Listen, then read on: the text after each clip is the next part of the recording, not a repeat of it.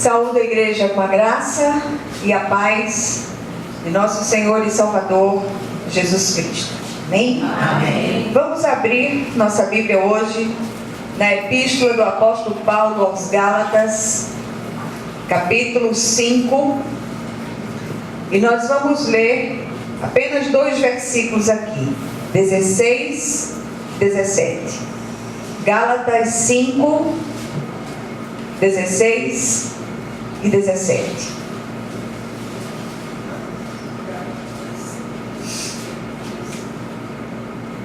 Todos acharam? Amém. Amém. Glória a Deus. Diz assim a palavra do Senhor: digo, porém, andai no Espírito, e jamais satisfareis as concupiscências da carne. Porque a carne milita contra o Espírito, e o Espírito contra a carne, porque são opostos entre si, para que não façais o que porventura seja do vosso querer. Amém? Amém. Vamos orar. Senhor, nosso Deus, nosso Pai, vem falar ao nosso coração, vem abrindo o nosso entendimento espiritual, de modo que nós sejamos visitados por essa palavra viva, que nós sejamos transformados por ela, Senhor. Não permita que nenhum de nós saia daqui do mesmo modo, mas que sejamos profundamente impactados com aquilo que o Senhor deseja ministrar a cada um de nós, em nome de Jesus. Amém? Amém. Glória a Deus. Meus amados, quero continuar insistindo para que a igreja ore pela nação. Nós precisamos clamar insistentemente por uma intervenção do céu sobre a nossa nação. Não tenho políticos de estimação, não tenho candidato de estimação, mas tenho clamado ao Senhor para que Ele entre com uma intervenção poderosa dos céus. Parece que há uma crise de confiança nos políticos muito grande, parece não há. E nós precisamos, como igreja do Senhor Jesus sobre a terra, clamar incessante e ininterruptamente até que dos altos céus desça uma intervenção poderosa sobre nós. Eu não sei como virá, mas eu sei que de modo assombrosamente maravilhoso virá, em nome de Jesus. Queridos, domingo passado nós falamos a respeito da necessidade de orarmos por uma nova unção. Nós precisamos estar continuamente buscando de Deus novas unções, unções para o serviço, unções para suportar as dificuldades da vida, unções para comunhão uns com os outros, especialmente aqueles que têm o temperamento mais difíceis como o meu, por exemplo, né, pastor Mauro? É um bonzinho hoje. Enfim, não é fácil, tá vendo? Eu vi, viu? Nada. Não ouvi nada. Não. Graças a Deus. Ele fez a munganga para ir para o lado de vocês, eu vi. Mas vejam só. E nós falamos domingo passado a respeito da unção de Deus em nós, que nos capacita nas mais diferentes áreas. E falamos também daquela unção necessária para o fortalecimento, para nós atravessarmos os desertos da vida, os vales, as dificuldades. Todos nós, indistintamente, estamos passando por lutas. São lutas por fora, temores por dentro. E haja unção. Haja a unção de Deus sobre nós, para que sejamos fortalecidos para completar as nossas travessias, que são muitas. Hoje, eu gostaria de falar e meditar um pouco sobre a unção que nos fortalece para vencer as inclinações da carne. As queixas que chegam são muitas, pessoas com dificuldades de vencer em várias áreas que a carne tem clamado, dificuldades com bebida, dificuldades com drogas, são tantas coisas, as compulsões são tantas. E nós precisamos mais do que nunca estar prontos para aquele dia e hora que Jesus virá para buscar o seu povo amado. Nunca se falou tanto a respeito do arrebatamento da igreja. Nós ansiamos por esse arrebatamento, mas para que esse arrebatamento aconteça, nós precisamos estar prontos. É como a preparação de uma noiva para o casamento. E olha, tem tanta coisa hoje para se preparar para um casamento. Tem o dia da noiva, tem isso, tem aquilo, são tantas coisas. E quem disse que espiritualmente é diferente? O noivo está vindo. Nós já podemos ouvir os ecos, os sinais todos da segunda vinda do Cristo. E nós precisamos estar prontos, preparados. A noiva que é a igreja precisa estar pronta, ataviada, adornada para o seu noivo amado. E todo o capítulo aqui 5 desta epístola trata da liberdade da graça sob a dependência do Espírito Santo. A doutrina da graça foi extremamente mal compreendida pelos judaizantes da época de Jesus e também pelos legalistas dos nossos dias. Tanto os mestres do passado, como os mestres da atualidade, os que têm se levantado em muitos lugares hoje, têm feito com que a graça de Deus pareça licença para pecar. E na verdade não é isso. A gente tem visto, eu recebi nesses dias muitos vídeos, muitas imagens de shows, as pessoas dizendo muitas coisas a respeito de Jesus e falando mal de Jesus e tal. E eu estava dizendo, minha gente, são cegos, miseráveis, cegos, pobres e nus. Eles não enxergam, eles falam daquilo que lhe é próprio, mas eles não conhecem o autor da vida. E nós precisamos orar por uma coisa só, para que esses que têm se levantado contra o Cristo, que Jesus se manifeste a eles, que os olhos deles vejam. É a coisa mais eficaz que a gente pode trazer para a vida deles. Não adianta a gente ir para as redes sociais e dizer um monte de coisa, que Deus vai pesar a mão, que isso, aquilo outro. Não, nós fomos chamados para exercitar graça de Deus. E graça de Deus não é tolerância com o pecado, mas é entender que a gente precisa amar o pecador, a gente precisa clamar por ele, para que os olhos dele vejam aquilo que nós estamos vendo, que é o Cristo de Deus, o Cristo vivo. Então, claro que graça de Deus não é liberdade para pecar, mas liberdade para fazer pela ação do Espírito em nós aquilo que Deus deseja que façamos. O único meio de vencermos as inclinações da carne é nos submetermos inteiramente ao Espírito Santo. Só Ele capacita a vencer a carne. A vitória vem, mas não sem luta.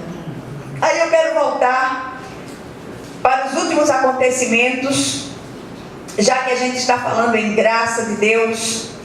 Muitas pessoas nos comentários nas redes sociais falavam com tanta fúria, com tanta raiva, com tanta ira contra aqueles que estavam achincalhando Jesus. Jesus não precisa de advogado. Ele é o supremo advogado. Amém. E as pessoas diziam que queriam que fogo descesse do céu e que fizesse isso, que fizesse aquilo, que a mão do Senhor ia pesar e tal e tal. E eu me lembrei de um episódio quando Jesus vinha com os discípulos e uma determinada cidade, aldeia, não quis receber Jesus. E João, o apóstolo do amor, João perguntou a Jesus se o Senhor queria que ele mandasse descer fogo do céu, olha só, para destruir todo mundo. O Senhor disse: não sabeis de que espírito sois. Olha que coisa interessante. E João, depois que se converte de verdade, se transforma no apóstolo do amor.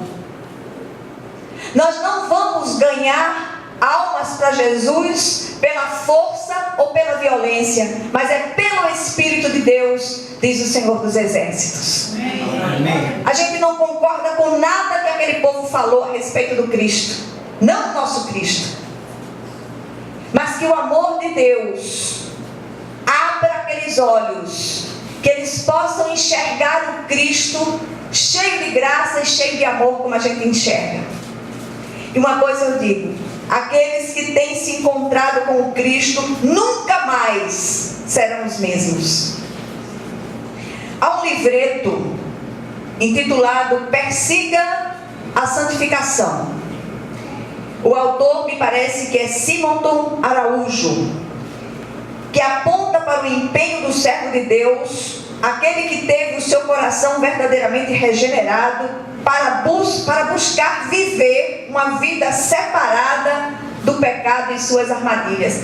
Mas quando esse livreto propõe essa perseguição à santificação, não é uma perseguição sem luta, é uma luta pessoal, travada por nós. Nós somos uma guerra civil ambulante. Tenha medo dos muitos santos que querem que seja cantado para eles esse louvor. Reconheça a sua fraqueza. Reconheçamos as nossas fragilidades, as nossas fraquezas em todas as coisas. Estamos todos em processo de santificação. Nenhum de nós está pronto. Estamos todos carecidos de crescer na graça e no conhecimento de Deus. Somos fortes numa área, não somos noutra, precisamos ser trabalhados ali. E assim nós vamos seguindo até aquele dia especial, quando o Senhor virá para nos buscar. A santificação para nós não é uma simples sugestão ou conselho de Deus, é uma ordem. E o Senhor não constituiu nenhum de nós fiscal da fazenda celestial para fiscalizar a santidade do outro. Negativo.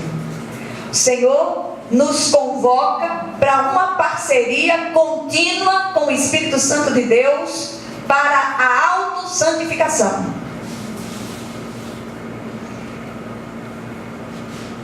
O Senhor diz assim: sede santos, porque eu sou santo.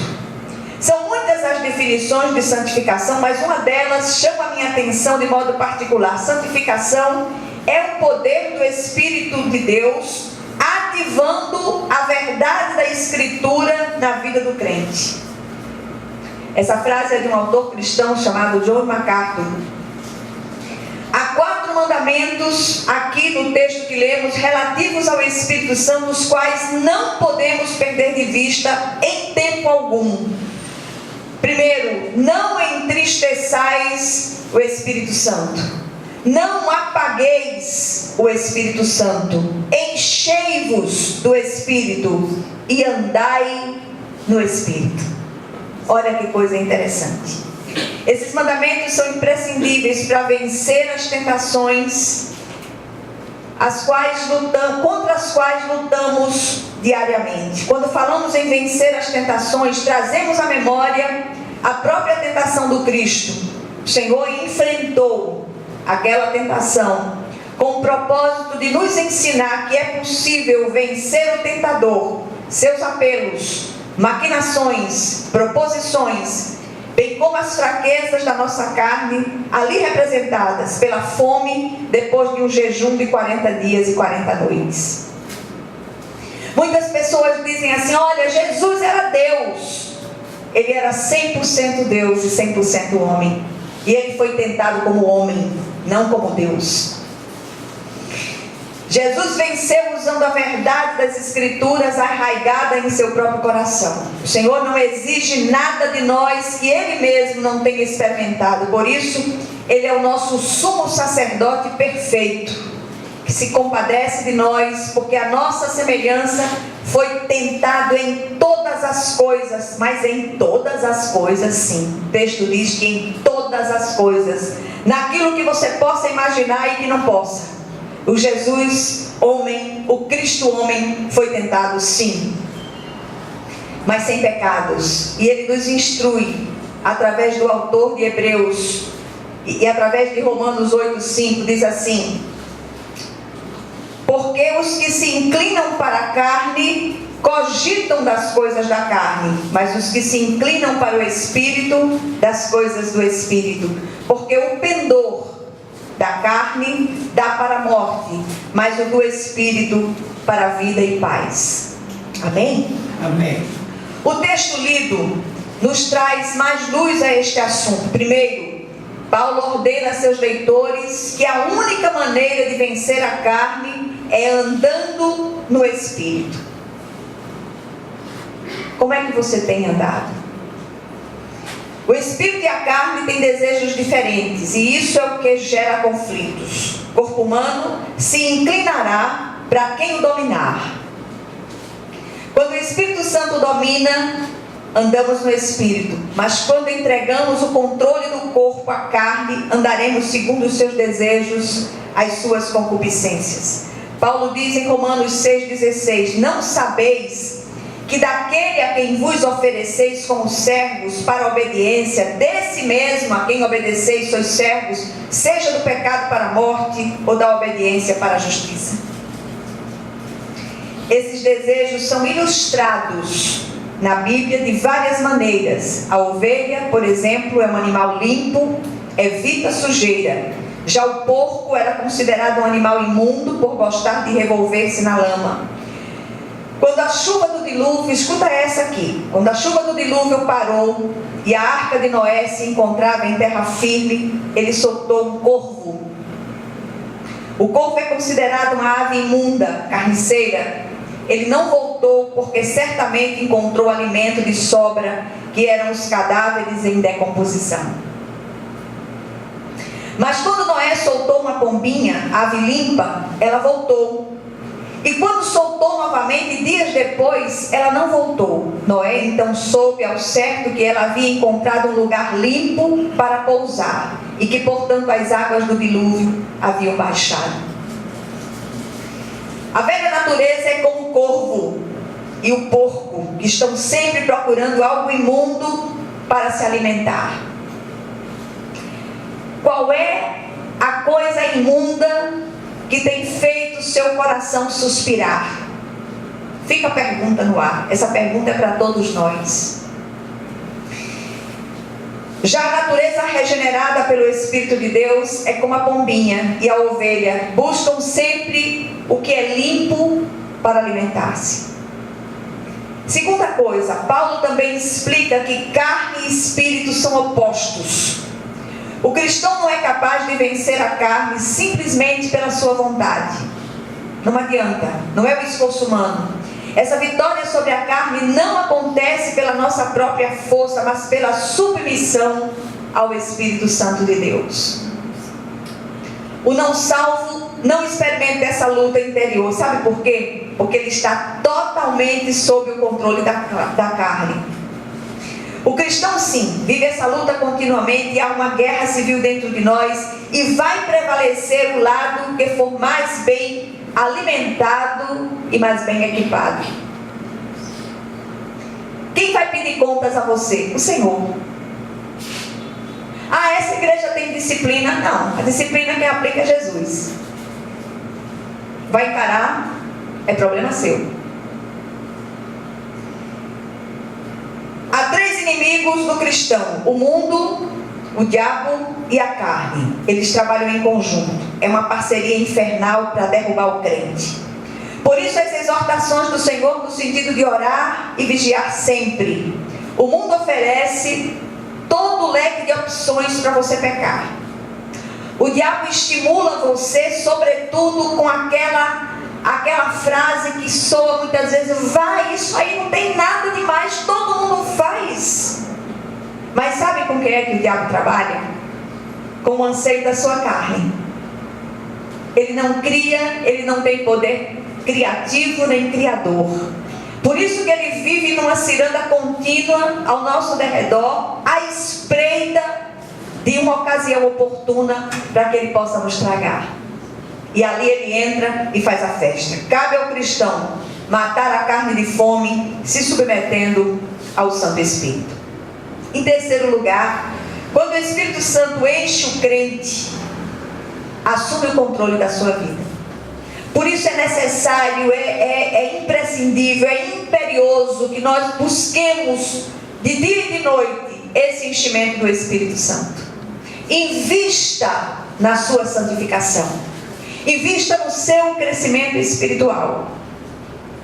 Cada um de nós precisa desesperadamente disso, para que sejamos encontrados de pé na presença do Filho do Homem. Jesus está às portas. E essa noiva precisa se aprontar rapidamente. Vida cheia do Espírito produz santificação, e santificação produz vida cheia do Espírito. Este ciclo é contínuo e não cessa enquanto vida tivermos sobre esta terra. O cristão cheio do Espírito não procura fazer as suas próprias vontades e inclinações, mas a vontade do Espírito que nele habita. Tem uma coisa muito interessante. Tem um texto muito interessante nos Evangelhos que conta a história de uma mulher encurvada. A mulher tinha uma deformidade muito grande na coluna, e toda vez que eu falo nessa mulher, eu só me lembro de um grampo de cabelo. Viagem. Porque ela era encurvada e ela vivia olhando para o chão. Você já imaginou você andar desse jeito? E ela não perdia as reuniões do templo. E aquela mulher tinha todos os motivos do mundo para ficar em casa chorando a sua dor, seu desespero, sua tristeza, com autopiedade. Ela podia dizer: eu não posso sair, eu não posso ir para a igreja, eu não posso ir para o templo, não tem como sair daqui, essa deformidade é muito ruim, as pessoas vão rir de mim. Mas ela foi.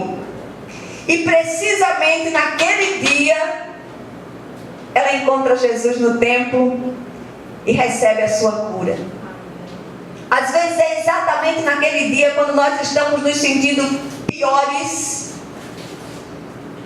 que é o dia da libertação, é o dia da cura, é o dia da vitória, é o dia da bênção descer sobre nós. Amém? Amém. Então resista nesses dias a tentação de ficar, a tentação de não buscar a Deus, a tentação de não orar. Busque o Senhor enquanto se pode achar. Invocai-o enquanto está perto. Então, queridos, nós precisamos buscar esse enchimento da presença do Senhor para vencer as dificuldades em todas as áreas, em nome de Jesus. Quando nós nos enchemos do Espírito, não há negligência nos relacionamentos, nós assumimos as nossas responsabilidades, há um poder audacioso e eficiente no evangelismo, porque aquele crente está cheio de Deus. Amém. E o Senhor, Ele não está nem aí para as nossas aparências exteriores. Ele não está nem aí para as grifes das nossas roupas, dos nossos sapatos. Se tivesse, eu estava atolada, porque eu compro tudo na Sulanca. Ele está querendo ver o seu coração. Ele está vendo o que é que está acontecendo aí dentro no seu coração. Aquelas palavras que nem chegam à boca, o Senhor já conhece, porque o Senhor conhece a intenção do nosso coração. Como podemos vencer essa luta tão grande? Primeiro, não entristecendo o Espírito Santo, não permitindo que o Espírito se apague em nós, nos enchendo dele e andando nele. Segundo lugar, de que maneira andamos no Espírito? Através de um relacionamento íntimo com o Senhor, através da oração, se preciso do jejum específico, naquela área específica da sua fome, e da renovação de nossa mente pela palavra de Deus. Terceiro e último lugar, não existe mágica, existe disciplina espiritual de buscar satisfazer a vontade de Deus pelo poder do Espírito Santo. Queria terminar com as palavras do apóstolo Paulo. Na Epístola aos Romanos, não precisa abrir, só escuta. Romanos 6, 12 a 14, ele diz assim: não reine, portanto, o pecado em vosso corpo mortal, de maneira que obedeçais às suas paixões. Nem ofereçais cada um os membros do seu corpo ao pecado, como instrumentos de iniquidade, mas oferecei-vos a Deus, como ressurretos dentre os mortos, e os vossos membros a Deus, como instrumentos de justiça. Porque o pecado já não terá domínio sobre vós, pois não estáis debaixo da lei, e sim da graça. Quando desejamos verdadeiramente a presença do Espírito em nós, Ele nos capacitará para vencer todas as nossas inclinações. Amém? Amém. Glória a Deus.